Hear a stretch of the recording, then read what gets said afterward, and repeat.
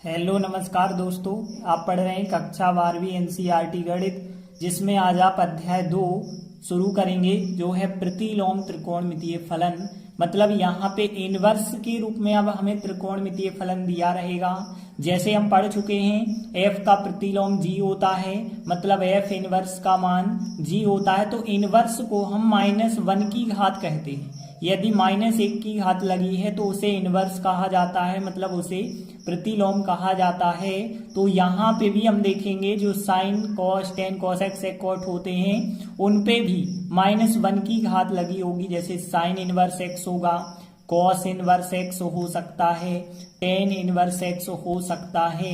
और यहाँ पे साइन का अपोजिट यदि हम देखें तो कॉसेक इनवर्स एक्स हो सकता है, और कॉस का अपोजिट देखें सेक इनवर्स एक्स हो सकता है, टेन का अपोजिट देखें तो कॉट इनवर्स एक्स हो सकता है। तो ध्यान देना, यदि -1 की घात लगी है तो उसे कहते हैं प्रतिलोम।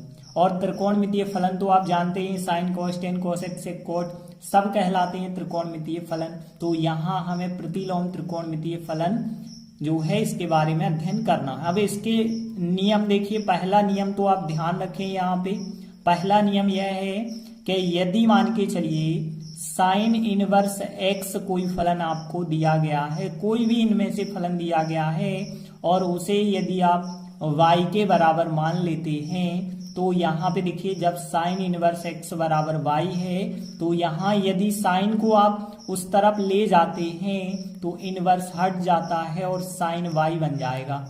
ध्यान देना, इस नियम को सबसे ज्यादा प्रयोग में हम लाते हैं। साइन इनवर्स एक्स बराबर y है तो साइन को उस तरफ ले जाने पे इनवर्स हट जाता है। यदि कॉस की भी बात करें, कॉस इनवर्स एक्स का मान y है तो सेम यहाँ पे x बचेगा, और कॉस को आप उस तरफ ले जाएंगे तो कॉस y बन जाएगा। टेन में भी, मतलब यहाँ पे हर त्रिकोणमितीय फलन में जो भी है यह नियम लागू होगा ही होगा। तो टेन इनवर्स एक्स बराबर यदि y है तो x बराबर हम टेन y लिख सकते हैं। तो ध्यान रखना, इस प्रकार से जो है लिखा जाता है प्रतिलोम त्रिकोणमितीय फलन को।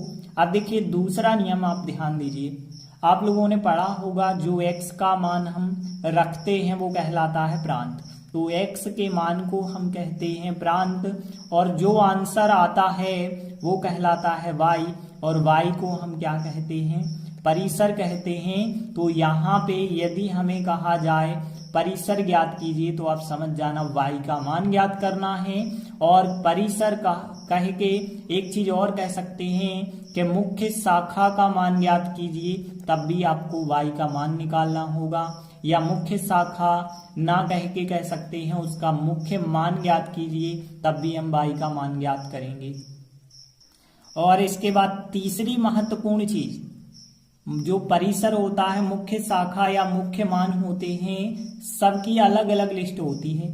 साइन इनवर्स का मुख्य मान जैसे -90 से +90 के बीच होता है, वैसे ही कॉस का 0 से 180 होता है। तो यहाँ पे इन 6 त्रिकोणमितीय जो फलन हैं, किसका परिसर कहाँ से कहाँ तक होता है पहले हम समझ लेते हैं। तो देखिए, यदि हम साइन इनवर्स एक्स का परिसर देखें या मुख्य शाखा देखें तो -90 से लगा के +90 तक होती है। तो यहाँ पे ध्यान रखना, जो साइन का जो यहाँ पे परिसर होता है, जो विकल्प के रूप में भी पूछा जाता है, -90 से +90 तक जो है इसका आंसर हो सकता है। अब यदि हम देखें साइन का अपोजिट जो होता है कॉसेक, वो भी -90 से +90 के बीच होता है, बस 0 को छोड़ के होता है। तो ध्यान रखना, इसमें 0 शामिल नहीं होता है। यदि हम बात करें टेन की, तो देखिए यहाँ पे टेन की -90 से +90 के बीच होता है, मतलब यहाँ छोटे कोष्टक -90 शामिल नहीं होगा, +90 शामिल नहीं होगा, इनके बीच की संख्याएं शामिल हो जाएंगी। तो यहाँ पे फिर आप ध्यान रखना कि साइन का, कॉसेक का और टेन का, तीनों का -90 और +90 होता है। अब यदि हम बात करें कि यहाँ पे कॉस का, तो 0 से 180 तक होता है, 0 भी हो सकता है 180 भी हो सकता है, 180 मतलब पाई हो सकता है। यदि हम बात करें सेक की, तो सेक भी 0 से 180 तक हो सकता है, लेकिन 90 को छोड़ करके अब ध्यान रखना है यदि हम बात करें कॉट की, तो कॉट भी जैसा यहाँ पे 10 होता है, दोनों छोटे कोष्टक, यहाँ भी दोनों छोटे कोष्टक रहेंगे और 0 से 180 यहाँ पर भी रहेगा। तो यहाँ पे आप इन सबके परिसर मुख्य शाखा के मान को आप याद रखेंगे।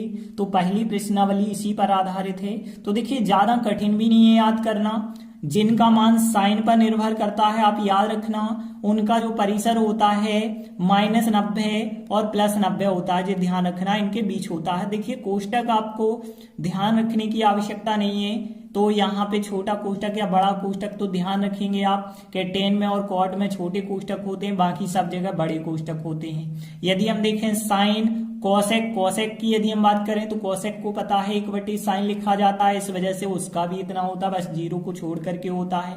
और 10 की यदि हम बात करें तो 10 को हमें पता है sin/cos लिखा जाता है, और इसका मान पूरा जो 10 का होता है वो साइन पर निर्भर करता है, तो इस वजह से जो साइन का होगा वही 10 का होगा।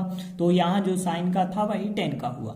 अब देखिए कॉस की बात करें तो कॉस का 0 से 180। सेक की बात करें तो देखिए जो सेक होता है वो 1/cos कहलाता है, तो जो कॉस का होगा वही तो सेक का होगा, बस यहाँ पे 90 को छोड़ना पड़ेगा। कॉट की बात करें तो देखिए आपको पता होगा कि कॉट जो थीटा होता है, कॉट x होता है, वो cos/sin होता है, cos/sin, और ऊपर cos लिखा है, इसलिए कॉट का जो मान है वो cos पर निर्भर करता है। जैसे 10 का जो मान है वो sin पर निर्भर करता है, वैसे कॉट का मान cos पर निर्भर करता है। तो जो cos का था 0 से 180 वही रहेगा, बस छोटे कोष्टक होते हैं। तो छोटे कोष्टक 10 और कॉट में बस होते हैं, बस ध्यान रखना, बाकी सब जगह बड़े कोष्टक रहते हैं। तो अब हम इन पर आधारित कुछ सवाल करते हैं। जैसे हम देखते हैं उदाहरण पहला लेते हैं, साइन इनवर्स 1/2 का मुख्य मान क्या होगा। तो सबसे पहले जब भी हमें मुख्य मान, परिसर या मुख्य शाखा का मान बताना होता है तो हम क्या करते हैं, ध्यान से सुनना। सबसे पहली चीज जो सवाल दिया गया है उसे y के बराबर मानते हैं। तो मान के चलते हैं हम कि y बराबर, मान के चलते हैं हम y बराबर साइन इनवर्स 1/2। पहले जो सवाल था उसे आप y के बराबर मानेंगे। अब देखिए साइन का आप पक्षांतर करेंगे इस तरफ, तो यहाँ साइन y बन जाएगा। हमने बताया था जब आप पक्षांतर एक प्रकार से ना कहें, नियम ही होता है, साइन को इस तरफ लाते हैं साइन इनवर्स को, तो वो साइन बन जाता है साइन 1/2 बन गया, साइन y बराबर 1/2 बन गया। आप देखिए हमें निकालना है y का मान, तो हमें चेक करना होगा 1/2 जो है साइन में कौन सा मान होता है। तो यहाँ पे 1/2 पता है 45 अंश का होता है, 45 के साथ साथ 135 का भी तो होता है। तो यहाँ पे आप 45 लें, 135 लें, और भी हो सकता है, बहुत सारे मान हो सकते हैं जो 1/2 देते होंगे। 180 से आप आगे बढ़िए या फिर 360 से आप आगे बढ़िए, तो ऐसे बहुत सारे मान हो सकते हैं। अब बहुत सारे मान ना हो तो इसके लिए इसका परिसर बनाया गया है। तो यहाँ पे हमने लिखा, चूंकि हमें पता है साइन इनवर्स x के मुख्य मान का जो परिसर होता है वो -90 से +90 होता है, तो इसीलिए जो साइन y का मान हम लेंगे 1/2, वो ध्यान रखना होगा कि -90 से +90 के बीच ही होना चाहिए। तो यहाँ पे आप जो है +90 से आगे नहीं बढ़ सकते और -90 से आप रिवर्स नहीं हो सकते। तो यहाँ पे देखिए सबसे पहले आप चेक करेंगे कि 0 से 90 तक, फिर आप 0 से -90 तक चेक करते हैं, क्योंकि यदि ऋणात्मक है तो आप यहाँ पे चेक करेंगे, धनात्मक है तो आप यहाँ पे चेक करेंगे। तो देखिए आपका मान 1/2 धनात्मक है, और धनात्मक है तो 0 से 90 के बीच कोई ना कोई मान ऐसा जरूर होगा जो 1/2 साइन में होता है। तो आपको पता है 45 का मान होता है, तो यहाँ पे आप लिख सकते हैं फिर यहाँ पे कि ये साइन 45 का मान होता है। तो हम लिखेंगे कि यह मान साइन 45 मतलब π/4 का, तो साइन y लिखा हमने, और 1/2 कितने का मान होता है साइन में, π/4 का 45 का होता है।